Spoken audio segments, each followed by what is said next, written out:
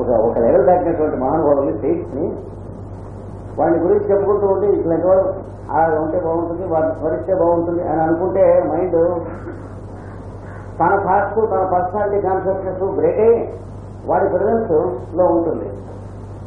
వాడు గొప్పవాడంటే ఎట్టయ్యాడు, మిగతా వాడు మాత్రం అవ్వలేదా, ఏడికంటే అది ఇది అంటున్నప్పుడు కూడా వీడి పర్సనాలిటీ బ్రేక్ అయ్యి వాడి ప్రెజెన్స్ ఉంటుంది. తేడా ఉండదు. సరే ఆ తేడా ఉండదనేది వాళ్ళే తెలుస్తుంది కానీ వీళ్ళే తెలియదు. అందుకని వీళ్ళు ఆ డాక్టర్లు వీళ్ళు కొట్టుకున్నారు. ఒకడు త్వరగా ఒకడు సైకోటిస్ట్ లాగా. సరే రామకృష్ణ పరమహంస దగ్గరికి వచ్చి ఏ స్వామి ఇది మరి దీని సంగతి ఏమిటి అన్నారు. అంటే డాక్టర్ సంగతి లెక్క ఎలా అని అడిగారు. నాతో పాటు మీరు కూర్చొని మీరు కూర్చున్నారు. కూర్చుంటే ఇలా కడుగుతుంటే తన బాడీలో తను ఉన్నట్లు కాకుండా ఇన్ని బాడీస్ తనలో ఉన్నట్టుగా ఇలా ఫార్మల్ చేస్తున్నాను అన్నమాట. అంటే కాన్షియస్నెస్ లో బాడీస్ ఉన్నట్టు తెలిసింది. బాడీస్ లో కాన్షియస్నెస్ ఉన్నాయని ప్రిజనర్స్ గా తెలుసుకుంటూ ఉంటాం. మామూలుగా హ్యూమన్ బీయింగ్ యొక్క మెంటల్ లెవెల్ ఎట్లా ఉంటుంది, బాడీలో మనం ఉన్నాం అంటే మ్యాన్ లీవ్ యాజ్ ప్రిజనర్. కానీ అది బ్రేక్ అయ్యి అందులో ప్యాసేజ్ నుంచి కాన్షియస్నెస్ యోగలకు వచ్చేటప్పటికి వాళ్ళకి ఇద్దరు ముగ్గురు డాక్టర్స్కి కూడాను కాన్షియస్నెస్ లో బాడీస్ ఫ్లోట్ అవుతున్నాయి. రివర్లో పడేసిన బాటిల్స్ అండి. కాబట్టి బాటిల్స్ లోకి రివర్ ఎక్కినట్టుగా మనలో కాన్షియస్నెస్ ఉంది కానీ consciousness is not smother in our. అది తెలిసింది. గిరిగిరా తిరిగిపోయి నీళ్ళగే తిరిగి వణికిపోయింది. తెలుగు వచ్చాక మరి మీకు కూడా హిస్టీరియా నాకైతే హిస్టీరియా కావచ్చు, న్యూఆర్ డాక్టర్. అది వేరు ఇది వేరు. కనుక వాడెవరో పెద్దవాడు పెనిటెన్స్ లో ఉన్నాడంటే వాడి సల్ఫర్ ఇవ్వడు. అది కూడా మనల్ని పనిచేస్తుంది. వారు వారం రోజులు అన్నం తినలేదు, నీళ్లు తాగలేదు సార్ అంటే తినకుండా ఉందాం నీళ్లు తాగకుండా ఉందామని దానివల్ల అడ్వర్టైజ్మెంట్ వాల్యూ 10 మంది మన దగ్గర రావాలి. ఇట్లాంటి పాయింట్ ఆఫ్ వ్యూలో ఉంటే వాడికి సల్ఫరే కాదు లేటెస్ట్ కూడా వేయాలి. కానీ ఆయన ఈ ప్రపంచంలో లేడు, అంతలో ఉన్నటువంటి అంతర్యామిలో ఉన్నాడు. Therefore, water, the need of water or meat never approached him. అది తెలుసుకోవాలి. మంది ఇస్తే తింటాడు, మనుషులు పెట్టా తింటాడు. అంతేకాదు చెడు కొమ్మలు పెట్టే తింటాడు. అది తేడా లేదు. మట్టి పెట్టా తింటాడు, ఎటు చేతులు పెడితే. అది ఎంత పనిచేస్తుందో మనం వేస్తే సల్ఫర్ కూడా అంతే పనిచేస్తున్నాం. అది ఆ ప్రపంచం వేరే, ఒకటి వేరే తీసి మనం మాట్లాడాలి. ఆ డైమెన్షన్ ఒక్కటి వేరు. ఇప్పుడు వీడు కింద పడుకుంటాడు. దుడ్డు కూడా లేకుండా పడుతుంది. భోజనం చేయండి. ఆకలి వేస్తుంది అంటే ఎన్ని గంటలు ఆకలి వేస్తే అంత పాపాలు తగ్గిపోతాయంటాడు. Sulphur manage. ఈ లక్షణం పల్సటిల్లాలో కూడా బాగా ఎక్కువ ఓన్లీ కీనోట్స్ లో పల్సటిల్లాలో అంటే ఏంటి సిన్నర్ కాంప్లెక్స్ అంటారు. ఎప్పుడు అంటూ ఉంటారు. అదిగో గదిలో మీకు బెడ్రూమ్ లో మీకు అరేంజ్ చేసాం. అదిగో మంచం, అదిగో బెడ్ అయితే నేను పడుకోండి. పలుచుకొని వాళ్ళు పడుకోరు ఎక్కడైనా అరేంజ్. ఎందుకంటే అసలే ఏదో మహాపాపం చేసి ఈ జన్మేశాం. ఇక ఇవన్నీ కూడా పాపిష్టి బతుకు అంటూ ఉంటారు మాట పర్సులో. ఈ పాపిష్టి జీవితం అంటూ ఉంటారు. They are sure that they are unpardonable sinners and God has no capacity to excuse them. భగవంతుడు కాదు వాడి గ్రాండ్ ఫాదర్ అయినా సరే మన పాఠం చేయలేదని ఈ సల్ఫర్కి అది ఉంటుంది కొత్తలకి. అంటే మనం మహాపాపులం అది సరే అనుకోండి. అది పోవాలంటే ఇలాంటి కొన్ని మేనియర్స్ ఉంటూ ఉంటాయి. మరి పొద్దున స్నానం చేయకుండా తినగా మహాపాపులు అంటున్నావు కదా అని గుర్తు చేశారనుకోండి. లింక్ రాంగ్ సైడ్న లింకప్ చేశారనుకోండి. నాకు ఒక మహాపాపి ఇంత మహాప్రపంచంలో స్నానం చేస్తే లోకానికి ఎంత, చేయకపోతే ఎంత అంటారు. వాళ్ళ లాజిక్ కోరుతుంది. Sulphur logic, typical sulphur logic. అంటే is always selfish from his own point of view. Convenience ఒళ్ళు కదలకుండా ఉంటే స్వార్థం కలిగి చెల్లితే ఈ రెండు సల్ఫర్ వాడికి వీటి కోసం లాజిక్ ఎలా అయినా అల్లుతాడు. మీన్ అండ్ సెల్ఫిష్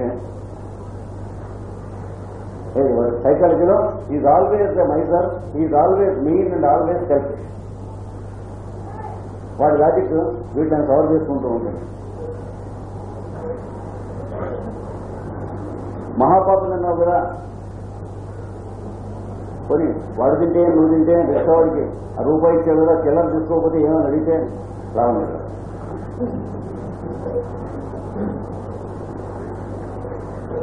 ఇలాగా కనుక పిక్యూలియర్ యూస్ అది చదువుతారు పుస్తకం. సస్పిషస్ నేచర్, ప్రతి మనిషిని గురించి అనుమానం, సందేహం.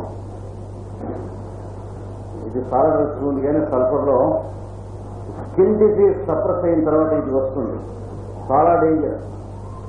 చర్మవ్యాధి అణగిపోయిన తర్వాత నుండి అది వరకు లేనటువంటి ఒకనొక మనుషుల్ని పరిస్థితుల్ని సందేహించేటువంటి లక్షణం ఉంటుంది.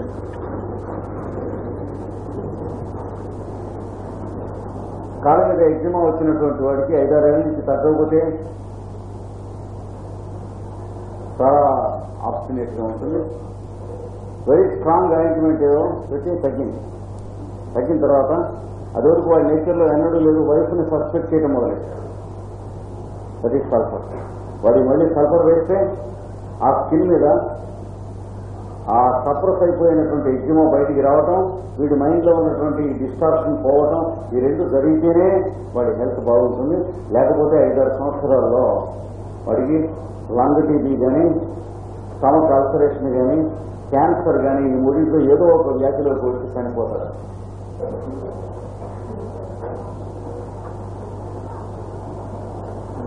ఇంకా కొన్ని కేసుల్లో టీబీ బదులు lung congestion of a chronic nature అంటే ఆస్తమా అంటాం, అది వస్తుంది. పిల్లి కూతలు, ఊపిరాడకుండా ఉంటాం, ఉపశమనం వ్యాధి వస్తుంది. మళ్ళీ వాడికి ఆ ఉపశమనం వ్యాధి తగ్గడానికి ఏమాత్రం అవకాశం లేదు, ఆ స్కిన్ డిసీజ్ బయటకు వస్తే తప్ప.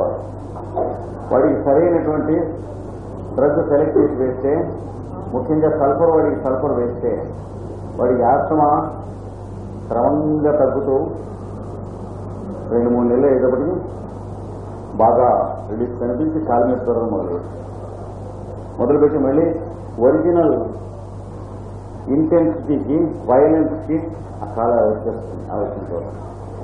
ఒంటి మీద దొరికి ఎక్కడ స్కిన్ డిసీజ్ ఉంటే అక్కడైనా వస్తుంది, ఇంకా 1-2 చోట్ల కూడా వస్తుంది. అప్పుడు వాడి ఆరోగ్యం ప్రస్తుతానికి సేఫ్. అంటే వీడికి ఊపిరితిత్తుల జబ్బు కానీ, ఇట్లాంటి వాటిలో ఏదో అల్సర్ కానీ, క్యాన్సర్ కానీ వచ్చి అకాలంగా తావడం అనేది మాత్రం షూర్. అది బయటకు, అది వేరే చెప్పుకుందాం, మనం సెకండ్ హాఫ్ ఆఫ్ ది క్లాస్లో చెప్పుకుంటాం. ఇక్కడ మనం గుర్తుంచుకోవాల్సింది ఎంతవరకే, స్కిన్ సింటమ్స్ సప్రెస్ అయిపోయిన తర్వాత, చర్మవ్యాధి అణగి లోపలికి పోయి నయమైంది అనుకున్న తర్వాత మనిషిలో నిత్య సంచితుడు అయినటువంటి లక్షణం, సందేహాలు, అనుమానం, మనుషుల మీద శంక అనేది వస్తుంది. తనతో చాలా మంచిగా ఉంటే ఎవడన్నా వీడికి నాతో ఏదో పని ఉంది అని అనిపిస్తుంది. తనకి ఎవడన్నా సహాయం చేస్తే వీడికి ఏదో మోటివ్ ఉన్నది అని అనిపిస్తుంది. కారు అయిపోతే రోడ్డు మీద వచ్చి నెట్టారనుకోండి ఇద్దరు, వీళ్ళిద్దరూ ఎక్కడో మన ఎదుగుంటారు, నెక్స్ట్ ఎక్కడో మన దగ్గర హోంపతి ముందు కూర్చుకుందాం అని అనుకుంటున్నారు. అంటే very criminal type of doubting nature వస్తుంది మనిషిలో. అది వరకు క్రిమినల్ నేచర్ లేకుండా క్రిమినల్ నేచర్ క్రీపింగ్ అవుతుంది. ఈ స్కిన్ డిసీజ్ సప్రెస్ అయ్యి వచ్చినటువంటి సస్పిషన్కి ఇది ముఖ్యంగా సల్ఫర్కి చాలా ఎక్కువ ఉంటుంది. ఈ విషయంలో సల్ఫర్తో పాటు మనం గుర్తుంచుకోవాల్సినవి అనకార్డియం గుర్తుంచుకోవాలి.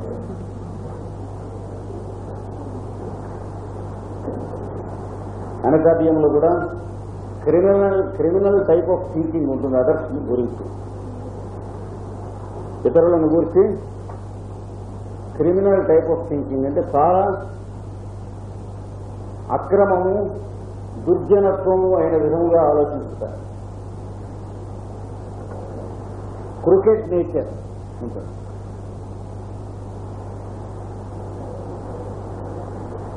ఓన్లీ ప్లస్ అనకార్డియంలో వైలెన్స్ కూడా ఉంటుంది మనిషిలో.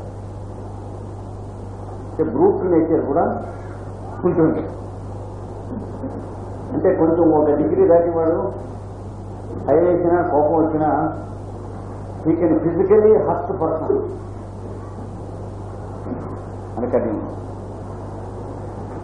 ముఖ్యంగా ఈ అనకార్డియం టైప్ ఆఫ్ వైలెన్స్ తో పాటు స్కిల్ సింటమ్స్ సప్రెస్ అయితే వచ్చిన డౌట్ సస్పెషన్ ఉన్నటువంటి వాళ్ళు క్రమంగా బోన్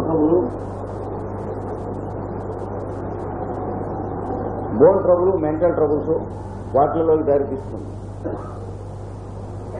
అనగా ఈ మెంటల్ సింటమ్స్ తగ్గిపోతున్న కొద్దీ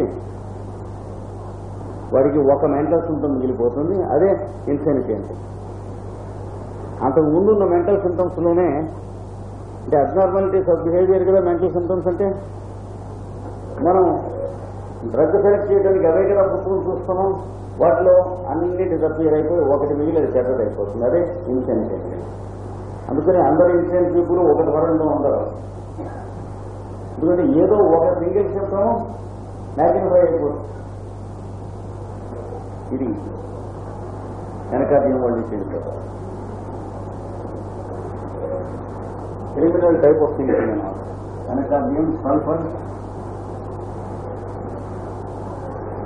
నెగటివ్.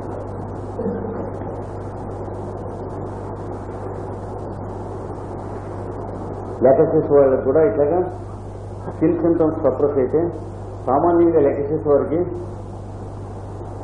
తదితో ఉన్నటువంటి పొక్కులు కురుకులు లేదా అల్సర్స్ విత్ ఊజింగ్ ఉంటాయి. బ్లాకిష్ ఆర్ బ్లూయిష్ పర్పుల్ అవి సప్రెస్ అయిపోతే వాళ్ళకి కూడా ఈ మెంటల్ సింటమ్స్ వస్తాయి. ప్లస్ లోక్వాసిటీ, ఊరికే వాగుడు, ఎదుటోళ్ళు వినకపోయినా ఏదో వాగేస్తూ ఉంటారు, కంటిన్యూస్ గా స్పీడ్ గా కొడుతూ ఉంటారు. వాళ్ళకి నర్వస్ ట్రబుల్స్, మస్కులర్ ట్రబుల్స్ అసలు ఆగేస్తారు. నర్వస్ ట్రబుల్స్ వస్తే దుర్భరం లేనటువంటి నరాల జబ్బులు, పక్షవాతం కానీ లేకపోతే మూర్ఛ వ్యాధి కానీ, ఎపిలెప్టిక్ లేకపోతే లాగేసేస్తూ ఉంటాం కానీ ఇట్లాంటి నర్వస్ ట్రబుల్స్. మస్కులర్ ట్రబుల్స్ అంటే క్రమంగా మజిల్స్ లో చేంజ్ రావటం, అల్టిమేట్స్ ఏమవుతాయి కార్బంకిలు, గ్యాంగ్రీన్ ఇట్లాంటి. ఇలా స్కిన్ సింటమ్స్ సప్రెస్ అయ్యేవాళ్ళు ఒక్కొక్క డ్రగ్ కింద ఉన్నవాడికి ఒక్కొక్క రకమైన ఫ్యూచర్లో పెడుతుంది ట్రీట్మెంట్ జరగకపోతే. సల్ఫర్ నుంచి సప్రెస్ అయినటువంటి వాళ్ళు ముఖ్యంగా క్యాన్సర్, టీబీ ఈ రెండింటికి సంబంధించినటువంటి ఫ్యూచర్ ఉంటుంది. కనుక ఇక్కడ సల్ఫర్తో ట్రీట్మెంట్ జరిగితే వీళ్ళు have neither cancer not TB, కానీ స్కిన్ సింటమ్స్ వచ్చేస్తాయి. మీరు తర్వాత ట్రీట్మెంట్ పర్సూ చేసి అది క్యూరబుల్ కనుక అయితే లోపల కంప్లీట్ గా డిసీజ్ క్యూర్ అయితేనే స్కిన్ సింటమ్స్ డిసపియర్ అయిపోతుంది, లేకపోతే లైఫ్ లాంగ్ గా స్కిన్ అలాగే ఉండిపోతుంది. కానీ సంతోషించవలసిన తప్ప దుఃఖించవలసిన విషయం కాదు. మనం స్కిన్ డిసీజెస్ గురించి వేరే చాప్టర్ చెప్పుకుంటాం, అందులో ఉంటే ఒక పాయింట్ ఇప్పుడు చెప్తాం. లైఫ్ లాంగ్ గా స్కిన్ డిసీజ్ అలా ఉండిపోయిందిగా ఒక క్రానిక్ పేషెంట్కి తోసులు తిరుగుతున్నాడు, మిగతా డబ్బులు పెద్దగా ఏమీ లేవుగా అని అంటే అర్థం వాడు క్యాన్సర్లోకి కానీ, టీబీలోకి కానీ, గ్యాంగ్రీన్కి కానీ, కార్బంకిల్కి కానీ, మల్టిపుల్ యాసిస్టిక్ కానీ, లెప్రసీకి కానీ వీటిలోకి వెళ్ళడం ఇంకా పర్వాలేదు. కానీ క్యూర్ కాలేదని అర్థం. స్కిన్ మీద ట్రబుల్ ఉన్నంతసేపు కూడా మందు వేస్తే స్కిన్ సింటమ్స్ మళ్ళీ రీఅపియర్ అవటం అనేది చాలా మంచిది, క్యూర్ స్టార్ట్ అయిందని అర్థం. కానీ స్కిన్ డిసీజ్ ఉన్నంతకాలం కూడా లోపలికి ప్యూరిఫై అవుతుంది అని అనుకోకూడదు. ప్యూరిఫై అవడం మొదలుపెట్టినప్పుడు అంతకు ముందు డిసపియర్ అయిన స్కిన్ సింటమ్ బయటకు వస్తుంది, అంతవరకే. హోమియోపతిలో ఇదొక మిస్కన్సెప్షన్ కూడా ఉంది, కొంచెం ప్లీజ్ కరెక్ట్. అంటే ఒంటి మీద చర్మ వ్యాధి ఎంతకాలం అయితే ఉందో అంతకాలం ఆరోగ్యం బాగుపడుతుంది అని అనుకుంటారు. చర్మ వ్యాధి ఉండి మాయమైతే మాత్రం ముందుకొస్తూ ఉండి 7 ఏళ్లలో చచ్చిపోతాడని షూర్గా తెలుస్తుంది. మాయమైన చర్మవ్యాధి వేసిన మందు వల్ల బయటకు వచ్చిందంటే పేషెంట్ బెటర్గా ఉండి ఎసెన్షియల్గా వైటల్ ఆర్గన్స్ లో ఉన్న సింటమ్స్ బెటర్గా ఉన్నాయిట అని అంటే నిజమైన క్యూర్ స్టార్ట్ అయిందని తెలుసుకోండి, కానీ అవుతూ ఉంటుందని తెలుసుకోవచ్చు. కానీ నిజమైన క్యూర్ ఎప్పుడు పూర్తయిందని తెలుసుకోవాలి. స్కిన్ సింటమ్ రీఅపియర్ అయినప్పటి నుంచి మొదలుపెట్టి కంప్లీట్ గా స్కిన్ సింటమ్ ఈ ట్రీట్మెంట్ లోనే డిసపియర్ అయితేనే ఆ రోజుకి ట్రీట్మెంట్ పూర్తయింది, లోపల సోరా పోయింది అని అర్థం. అంటే స్కిన్ సింటమ్ ఉన్ననాడు కూడా ఇదిగో నయం చేసుకో, లోపల వ్యాధి ఉంది, నయం చేసుకో, లోపల వ్యాధి ఉంది అని బయటికి చెప్పడం కోసం అని చెప్పి వైటల్ ఫోర్స్ స్కిన్ మీద అలా అట్టి పెడుతుంది. ఇది స్కిన్ గురించి కొంచెం. ఇంకా వీడికి సల్ఫర్ వాడికి ఇంకొక పాయింట్ కూడా ఉంది. అప్పుడప్పుడు ఒంటరిగా ఉంటే రాత్రిపూట కానీ లేక పగలైన సరే ఐడియాస్ వస్తూ ఉంటాయి. మన లైవ్లీహుడ్ పోతుంది, ఉద్యోగం పోతుంది, మన ఉద్యోగం తీసేస్తారు. కొన్నాళ్ళ ఇంట్రెస్ట్ అయితే ఏదో ఉండదు. బిజినెస్ మ్యాన్ అయితే ఇవాళ మనకి బిజినెస్ స్టాపులు అయిపోతుంది, లేకపోతే నన్ను పార్ట్నర్గా ఉండని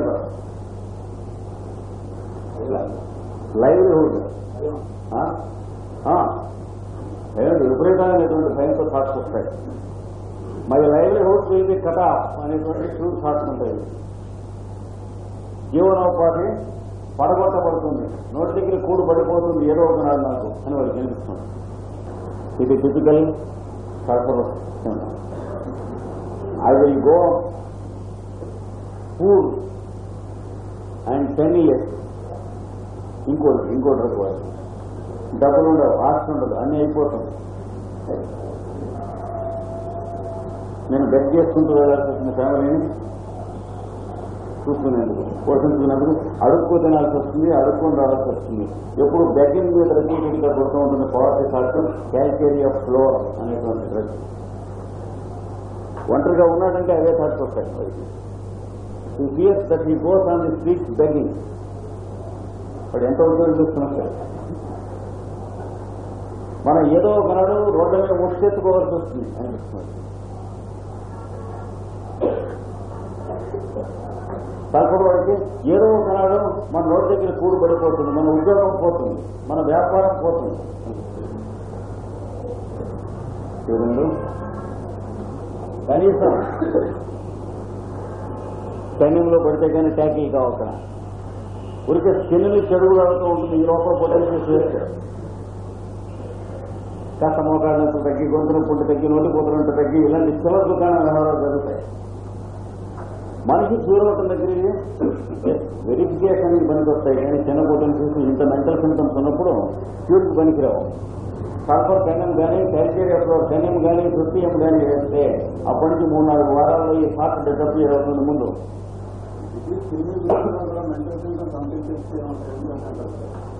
మందుతో కనుక స్కిన్ మీదకి డిసీజ్ వచ్చిందంటే మెంటల్ సింటమ్స్ బెటర్ అయిన తర్వాత కానీ డిసీజ్ స్కిన్ మీదకి రాదు. మెంటల్ సింటమ్స్ బెటర్ కాకుండా స్కిన్ మీదకి డిసీజ్ వచ్చిందంటే మనం వేసిన మందు శుద్ధ తప్పు, ఆ మందు వల్ల ఏదో ఇంకా జరగకపోవడం అవుతుందని. We can distinguish only by seeing the betterment in the mental state of the patient first, and then the skin symptoms come. If there is no betterment at all in the mental traits of the patient, we can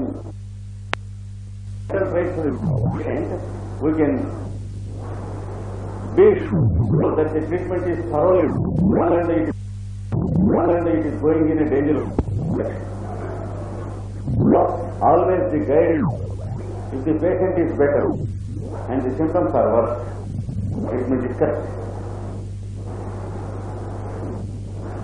వాడు ఏమేమి పేరుతో ఉన్నాడో అది deserve.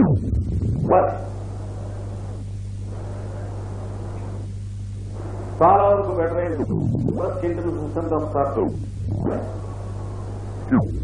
Symptoms బాగా improve అయ్యేటు, increase అయ్యేటువంటి 2-3 లోపల ఆ mental trade disappear అయిపోతుంది. Then we are going in direction. If the patient is mental, in no way better. If the skin symptoms have appeared, it is thoroughly one treatment and we have used one. ఇది guide line. ఈ బద్దీలో treatment ఎడుతూ ఉంటుంది ఎప్పుడు ఈ పట్టాలు తప్ప లేదు. తప్పితే ఎటు ముందు తెలియదు.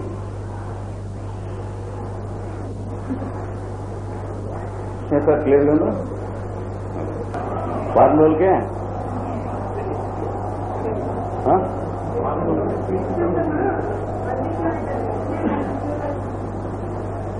అంటే పేషెంట్ కనుక బెటర్ కనుక అయినట్లయితే, అంటే ఆ జనం వేసినవన్నీ కూడా మెంటల్ సింటమ్స్ స్ట్రాంగ్ గా ఇన్సియల్ గా ఉండి ఉండక్కర్లేదు. అంటే ఇలా కాకుండా ఉన్న మెంటల్ ట్రీట్స్ అవి బెటర్ అవుతాయి. అవి బెటర్ అవటం మొదలెడితే తప్ప స్కిన్ సింటమ్స్ రీఅపియర్ కాకూడదు. అయినా ఏంటంటే మనం వేసినటువంటి డ్రగ్ కరెక్ట్ గా చదువుకోవాలి. తప్పనిసరిగా స్కిన్ సింటమ్ కనిపించే రోజుకి మనం మందేసిన రోజుకి ఈ రోజుకి మనిషి మెంటల్ గా బెటర్ గా ఉండాలి. వాడే చెప్తాడు నాకు కొంత హాయిగా ఉంది.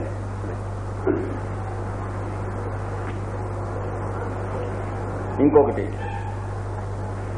నెక్స్ట్ రైట్ పక్క మీదకి వెళ్ళి పడుకోగానే ఒళ్ళంతా వేడెక్కిపోయి మంటలెక్కిపోతుంది. సల్ఫర్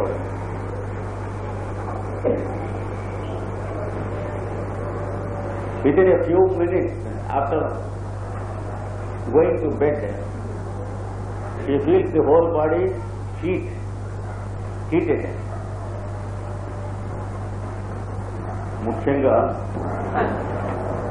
అంటే aggravation of heat symptoms from after lying on the bed. దీంతో వీడు కూడా పక్కన డొలుతూ ఉంటాడు పాపం. ఈ ఆర్నికా రుస్టాస్ పేషెంట్స్ డొలినట్లు సల్ఫర్ పేషెంట్ కూడా పక్కన డొలుతూ ఉంటాడు. వాళ్ళు ఒకరికి డొలుతూ ఉంటారు. వాళ్ళ నొప్పులు వీడికి మంట పక్క మీద ఎక్కువసేపు ఎక్కడ ఎక్స్పోజ్ అయితే పక్కకి అక్కడ మంట, అది గాలికి ఎక్స్పోజ్ అవ్వాలి. అప్పుడు హాయిగా ఉంటుంది ప్రాణానికి. ఎంచేత డొలుతూ ఉంటాడు సల్ఫర్ వాడు. ముఖ్యంగా ఎండలోనే కాకుండా రాత్రి పూట పడుకున్నప్పుడు కూడా వీడికి కాళ్ళు వేడి, కాళ్ళు మంట ఉంటాయి, పాదాలు పిక్కల దాకా. అందుకని sulphur patients chronic soda advance అవుతున్న కొద్దీ మంచం మీద కాళ్ళు మంచం మీద కింద యువతలకి పెట్టి కిందికి పెట్టి పడుకుంటారు. అంటే మనిషి అంతా ఇలా పడుకుంటే కాళ్ళు ఇలా ఉంటాయి. అంటే కింద నుంచి పై నుంచి గాలి తగులుతూ ఉండాలని